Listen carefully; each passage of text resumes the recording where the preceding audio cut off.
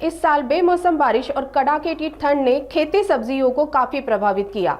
Varna तालुके के किसानों ने अब अपनी फसलों को बचाने और बीमारियों से निजात पाने के लिए आधुनिक तकनीक का सहारा लेना शुरू कर दिया है। ड्रोन तकनीक का उपयोग कर किसान अपनी फसलों की देखभाल कर रहे हैं। बेमौसम बारिश और ठंड ने सब्जियों और गन्ने की फसल पर कहर बरसाया है। इन हालातों ने फसलों पर बीमारियों का प्रकोप बढ़ा दिया है। अब वारना तालुका के किसान इस संकट से निपटने के लिए आधुनिक कृषि तकनीकों का इस्तेमाल कर रहे हैं। किसान ड्रोन के जरिए फसलों पर कीटनाशक और खाद का छिड़काव कर रहे हैं। ड्रोन का ये उपयोग पारंपरिक तरीकों की तुलना में तेज और प्रभावी साबित हो रहा है। किसानों का कहना है कि इससे न केवल फसलों की सुरक्षा हो रही है, बल्कि उत्पादन लागत भी कम हो रही है। नमस्कार, मी महादेव बाबासाहेब पाटील, जिल्हा सांगली।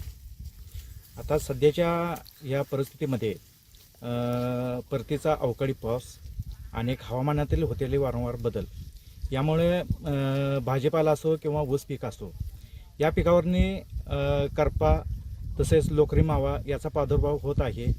आणि ह्या प्रादुर्भावाचा जर हे करायचं असेल म्हणजे नियंत्रण करायचं असेल तर आपण एक ड्रोनद्वारे हे फवारणी घेऊ शकतो। मोठा ऊस असेल तर ऊसामध्ये आपण ड्रोनद्वारे फवारणी घेऊ शकतो। या ड्रोनच्या सहाय्याने फवारणी घेतल्यास याचे काय फायदे होतात।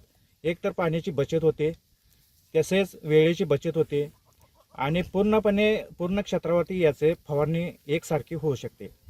आणि एक ही फवारणी होताना याचे जे ड्रोन मार्फत जी फवारणी केली जाते त्याचे थेंबाचे हे मायक्रो थेंबमध्ये रूपांतर केलं जातं।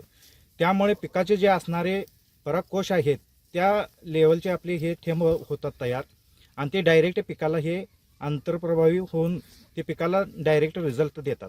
त्यामुळे औषधाची बचत होऊन असं वेस्टेज औषध न जाता ते पिकाला पूर्णपणे लागू होते। त्यामुळे ड्रोनने फवारणी घेणे हे फायदेशीर व किफायतशीर ठरू शकते। नमस्कार।